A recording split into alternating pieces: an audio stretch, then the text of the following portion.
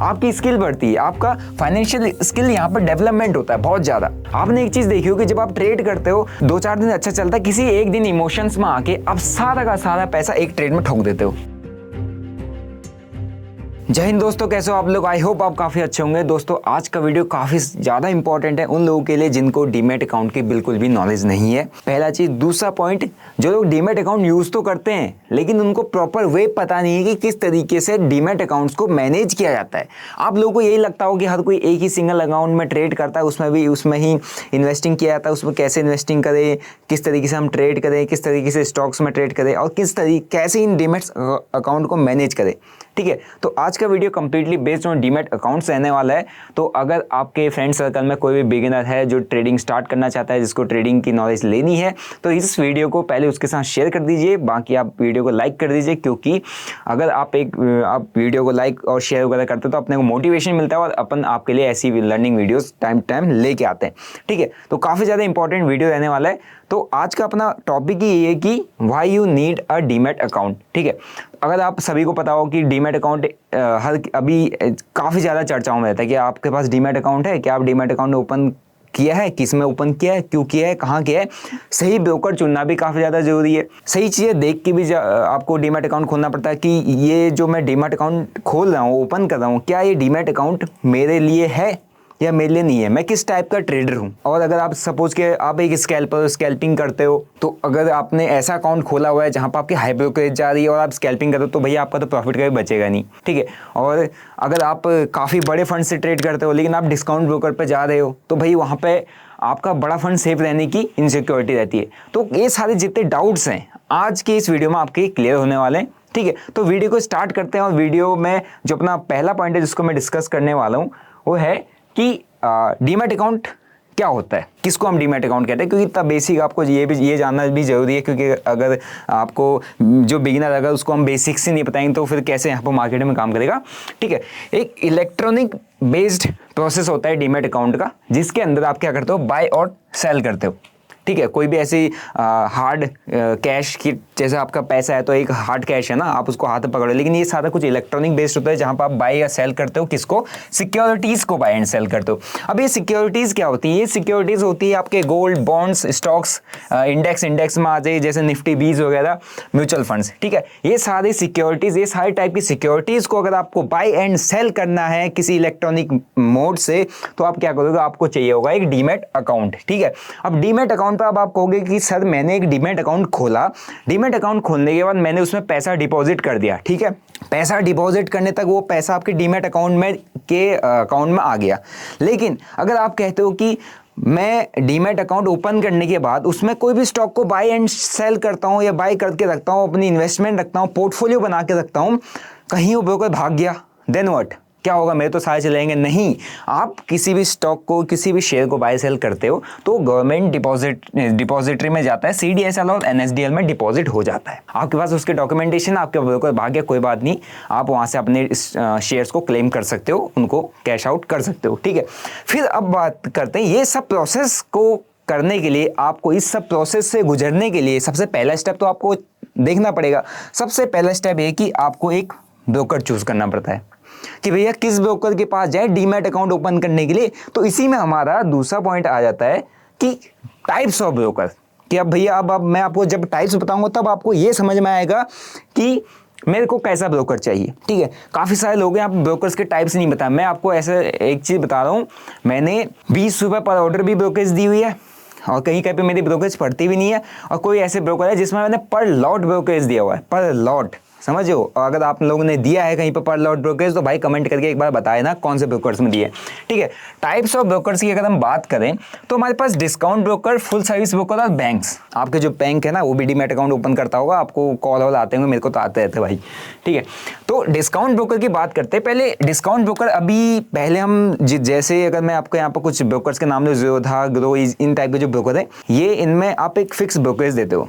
ये पहले discount broker की कैटेगरी में आते थे, लेकिन अभी कुछ ऐसे ब्रोकर्स आ गए हैं, उनको मैं डिस्काउंट ब्रोकर की कैटेगरी में रखता हूँ। क्या करते हैं वो सब्सक्रिप्शन बेस्ड है, एक आपसे सब्सक्रिप्शन चार्ज करेंगे कि आप इस 6 महीने का ले लीजिए, 3 महीने का ले लीजिए, 1 साल का ले लीजिए, वो सब्सक्रिप्शन बेस्ड है। ठीक है, तो सब्सक्रिप्शन बेस है, एक बार एक उनने सब्सक्रिप्शन चार्ज कर दिया तो उसमें क्या होगा कि आपके एनुअल मेंटेनेंस चार्ज उनकी हो सकता है, उसमें आपको annual maintenance charge, account maintenance charge ले आपसे, तो आपको किसी टाइप की मतलब कोई सर्विसेज नहीं देंगे। सर्विसेज क्या होती हैं, किस टाइप की सर्विसेज ब्रोकर प्रोवाइड करता है वो आपको बताऊंगा। वहाँ पर कोई सर्विसेज नहीं मिलेंगे आपको।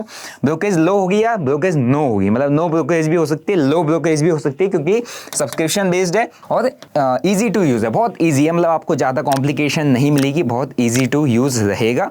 और ये किन किन के लिए ये सारे ब्रोकर्स चूज़ करना, किसको कौन सा ब्रोकर चूज़ करना चाहिए वो भी मैं आपको बता दूंगा।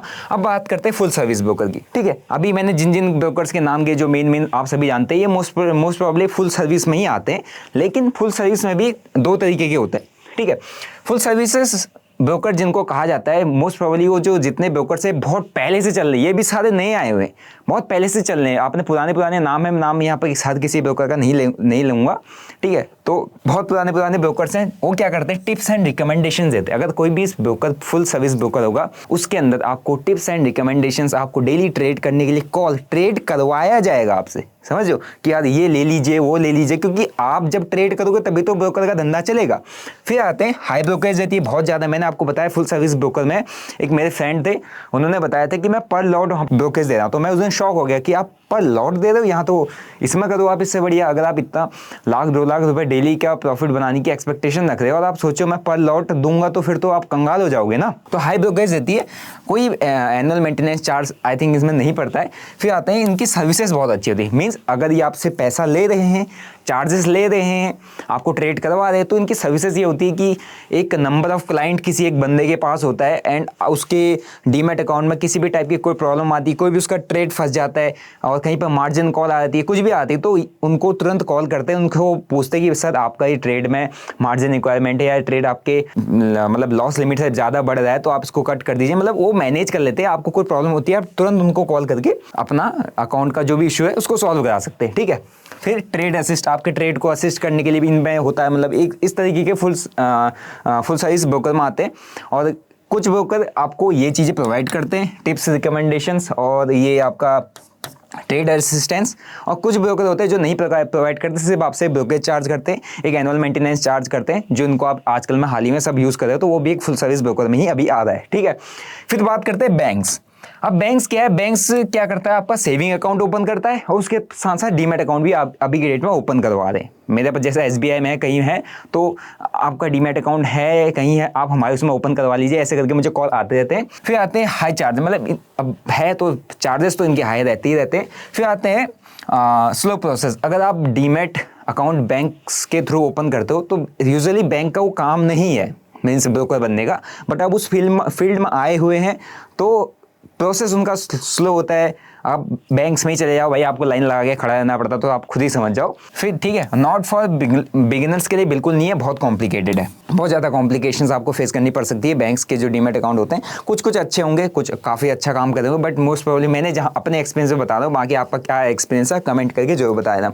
अब किसको कौन सा चूज़ करना चाहिए, ठीक है, आप बैंक्स के भी साथ चूज़ करके रख सकते हो। अगर आप इन्वेस्टमेंट करते हो, आपकी अच्छी इन्वेस्टमेंट है, आप अच्छा पैसा मार्केट में लगाते हो और आपको लॉन्ग टर्म इन्वेस्टमेंट ज़्यादा फोकस करते हो, तो आपको अपने ही जिस बैंक में बैंक अकाउंट है उसमें ही आप डीमैट अकाउंट ओपन कीजिए, तो आपका जो ट्रांजेक्शन्स होंगे ना, फंड का ट्रांजेक्शन डीमैट अकाउंट है, वो बहुत स्मूथ हो जाएगा इसमें, ठीक है। फिर बात करते हैं फुल सर्विस। फुल सर्विस ये हो गया कि आप अगर अच्छी ठीक ठाक फंड से ट्रेड करते हैं, ऑप्शन ट्रेडिंग करते हैं, किसी भी टाइप की ट्रेडिंग करते हैं और आपको ट्रेड करना आ रहा है, आप स्विंग ट्रेड्स पर भी काम करते हैं, तो आपको फुल सर्विस ब्रोकर पे जाना चाहिए, क्योंकि आप एक अपना हार्ड अर्नड मनी, मतलब पैसा अपने अच्छा खासा पैसा डीमैट अकाउंट में ठीक ठाक पैसा रखा हुआ है, तो full service broker is best for you. फिर आते हैं डिस्काउंट ब्रोकर्स। डिस्काउंट ब्रोकर्स में आप स्टार्ट कर रहे हो, आप बिगिनर हो, आपको ट्रेड तो कर रहे हो, लेकिन आप कैपिटल कम लगा दो और जब आप देखते हो मंथ के एंड में यार आपका सारा का सारा प्रॉफिट ब्रोकरेज में चला गया, तो ऐसे केस में आपको डिस्काउंट ब्रोकर्स पे ज़्यादा जाना चाहिए। डिस्काउंट ब्रोकर जो होते हैं मोस्ट प्रोबेबली किसके लिए होते हैं, बिगिनर्स के लिए, क्योंकि डिस्काउंट उनका जो ब्रोकरेज है वो नहीं पड़ रहा है, तो कहीं ना कहीं उनको एक राहत मिलती है कि हाँ मैंने कुछ बनाया है, कुछ पैसा बनाया, कुछ प्रॉफिट बनाया, उनको अपने आप में कॉन्फिडेंस आता है, तो उनके लिए डिस्काउंट ब्रोकर बेस्ट है। थोड़ा सा ईजी टू यूज़ होता है, चार्जेस कम पड़ते हैं, बाकी गवर्नमेंट चार्जेस इसमें तो आपको देनी पड़ेंगी, ठीक है। अब आपको समझ में आ गया कौन सा टाइप किसके लिए है। अब हम नेक्स्ट पॉइंट पे चलते हैं। अब जो डीमैट अकाउंट है इसकी ज़रूरत क्यों है? ये इस वीडियो से उनके लिए नहीं है जो बोले तो मार्केट में ट्रेड करते हो, आपके पास तो है ही अकाउंट ना, आपको क्या ही दिक्कत है।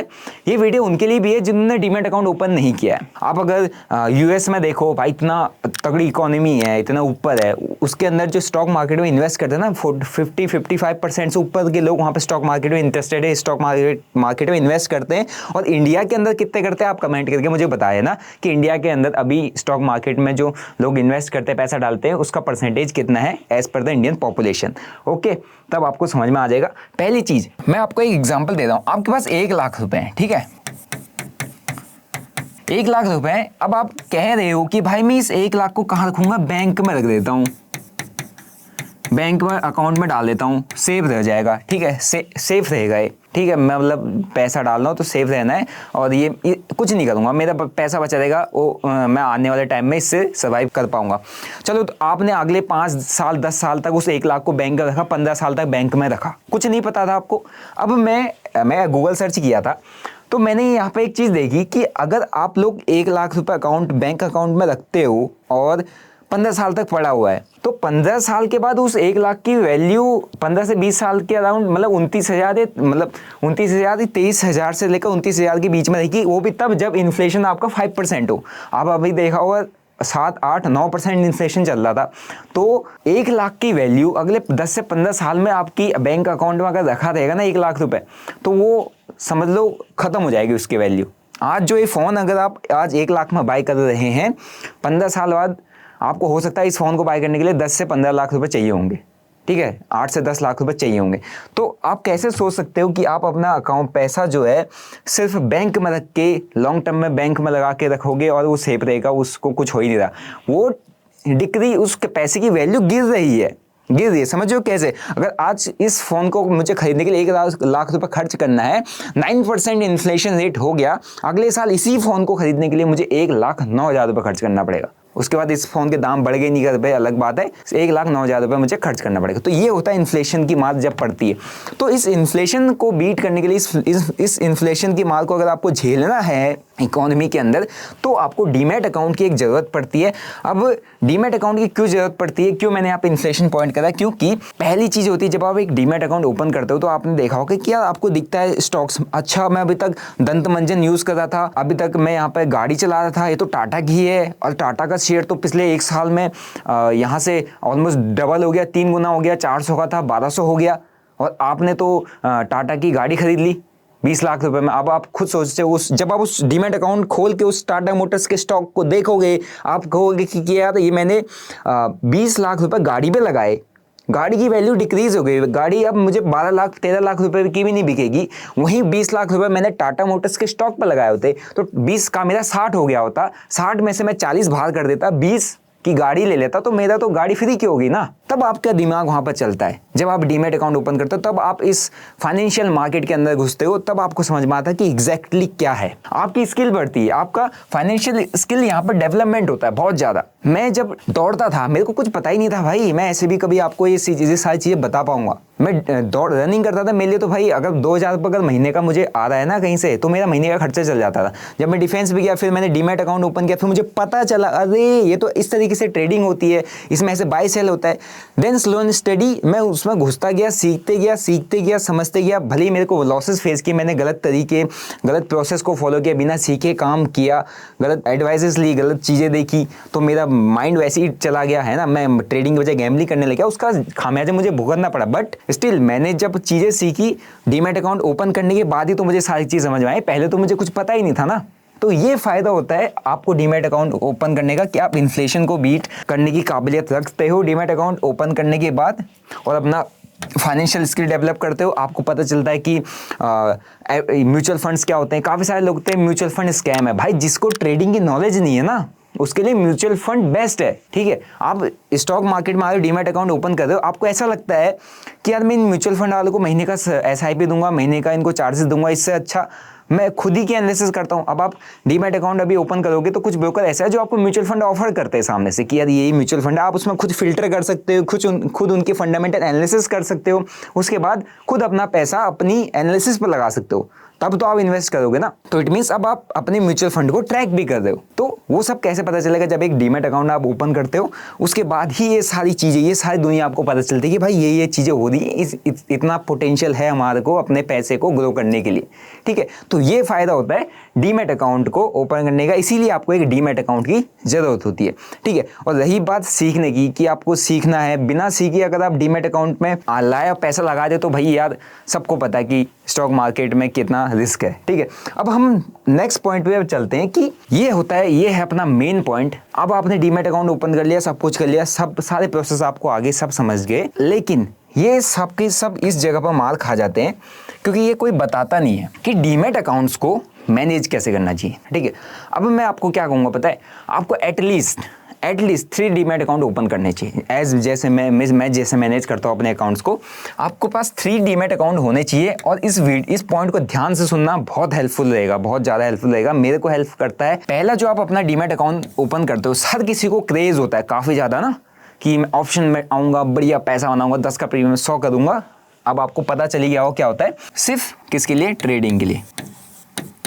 क्यों मैं ये बोल रहा हूँ आपको समझ में आ जाएगा। ट्रेडिंग में क्या क्या एसेट्स आते हैं। आपके एफएनओ में ट्रेड कर सकते हो, इंट्रा आप फ्यूचर भी बाय सेल कर सकते हो, चाहे मतलब जो भी आप ट्रेड करते हो, जिस एसेट को, जिस सेगमेंट को आप ट्रेड करते हो, वो सारे सेगमेंट के लिए आपका एक अलग डीमैट अकाउंट होना चाहिए।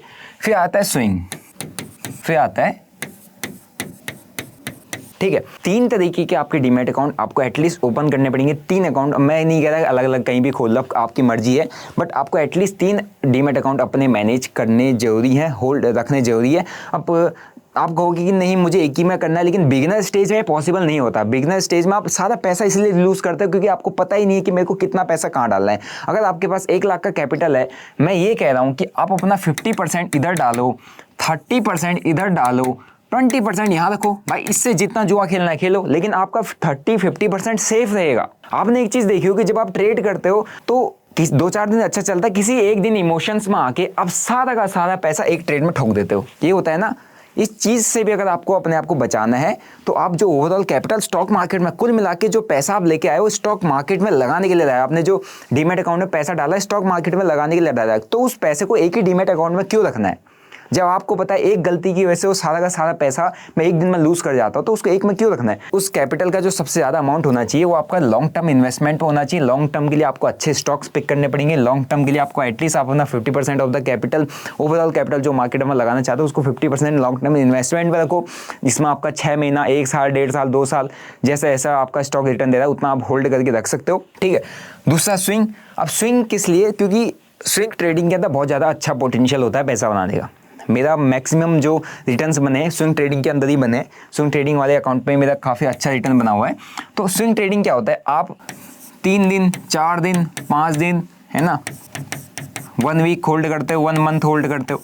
ठीक है, तो आपका इतना ही होल्ड। अब आपका जो प्रॉफिट का एक्सपेक्टेशन टारगेट रहता है इसके अंदर आपका जो प्रॉफिट एक्सपेक्ट आप कर रहे हो स्विंग ट्रेडिंग के अंदर 2%, 5%, 15%, 25%, इतना मैक्स इतना ही एक एक्सपेक्टेशन रहती है आपको। यहाँ पे एसएल भी है, एटलीस्ट 5% के आसपास एसएल तो रखना ही रखना पड़ता है। 5 से 10% का आप एसएल रखते हो अगर आपका एक्सपेक्टेड टारगेट 15 से 25% तक का है तो इस तरीके हैं। अब इसमें लॉन्ग टर्म में जो आपकी टारगेट एक्सपेक्टेशन रहती है कि मैंने जो कैपिटल लगाया है उसमें लॉन्ग टर्म में मैं कितना रिटर्न बनाऊंगा, तो वही होगा 30% के आसपास। 30% से आप कह सकते हो 100% के आसपास की, यही आपके रिटर्न्स की एक्सपेक्टेशन होती है।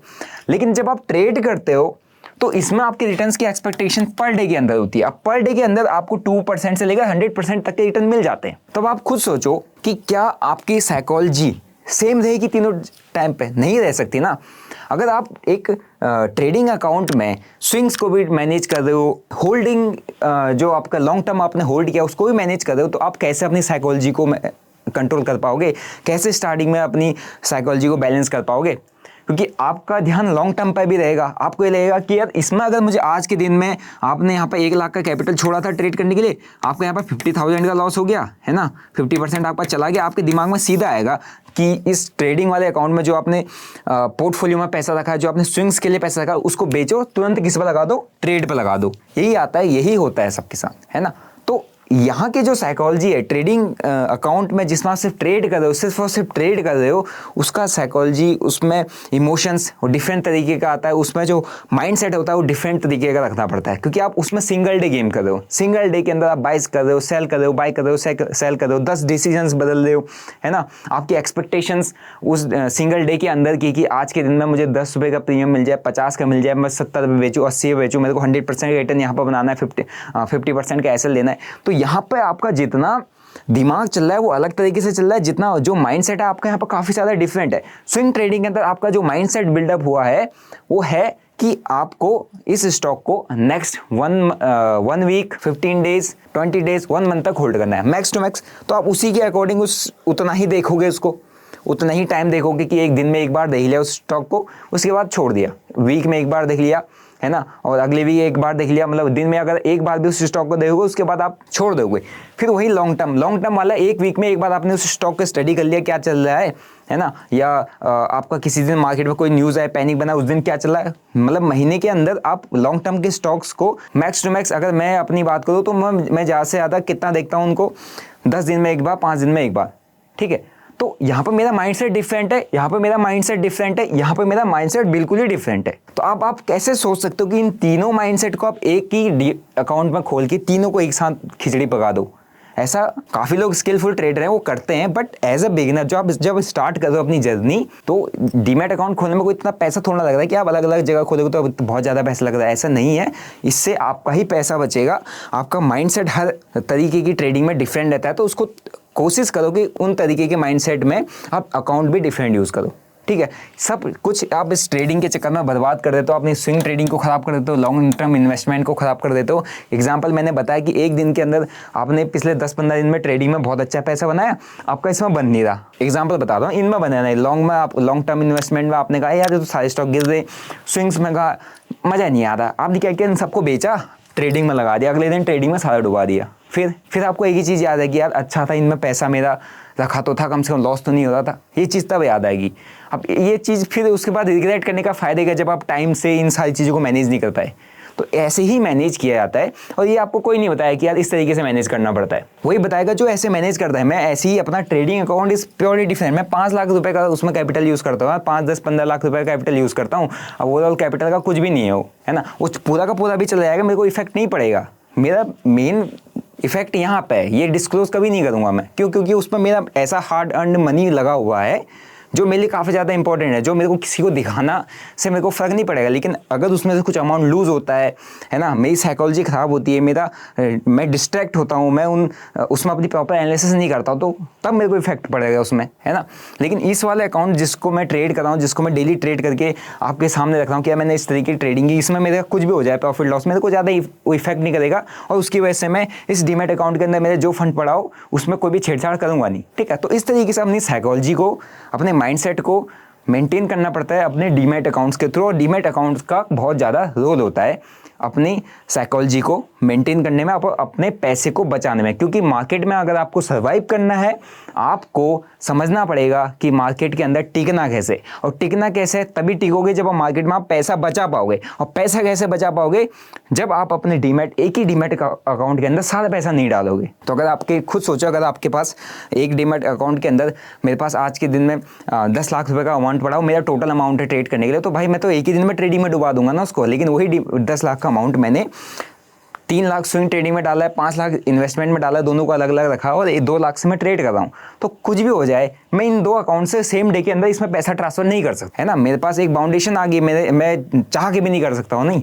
तो ये होता है, इसी तरीके से अपने आप को कंट्रोल करना पड़ता है। इसी तरीके से काफ़ी सारे लोग जो काफ़ी सारे प्रोफेशनल ट्रेडर हैं अपने अकाउंट्स को मैनेज करते हैं, ठीक है। तो उनमें जिसमें उनका अच्छा खासा रिटर्न बनता है, वो इसको, अगर आपको यहाँ लॉस है तो ये इसको मैनेज कर लेगा स्विंग वाला, या लॉन्ग टर्म वाला मैनेज कर लेगा, है ना। वो लंबा बड़ा पैसा कभी नहीं खोते हैं, ये खास बात होती है एक प्रोफेशनल ट्रेडर की, कि वो अपना कभी भी बड़ा पैसा नहीं खोते, क्योंकि वो ऐसे ऐसे तरीके यूज़ करते हैं जिसकी वजह से उनकी साइकोलॉजी कभी ख़राब ना हो, ठीक है। मार्केट में क्या है, कैसे पकड़ना है, वो सब आप छोड़ दीजिए, पहले इस पर काम करना होता है। सो आई होप आपको आज की वीडियो से समझ में आया होगा कि किस तरीके से आपको अपने डीमैट अकाउंट्स को मैनेज करना होता है, डीमैट अकाउंट क्या होता है, क्यों डीमैट अकाउंट की जरूरत है। मैंने आपके सारे पॉइंट क्लियर कर दिए। बाकी अगर आपके कोई भी डाउट्स है तो भाई कमेंट करके बता दो। आपको नेक्स्ट वीडियो किस टॉपिक पे चाहिए वो भी आप मेरे को कमेंट करके बताना, तो भाई आपके लिए वो वीडियो लेके आ जाएगा। बाकी मैं जो चीज़ यहाँ पर शेयर करता हूँ based on my personal experience, make sure you consult with your financial advisor before making any financial decision. और आप लोग ट्रेडिंग सीखना चाहते हैं, ट्रेडिंग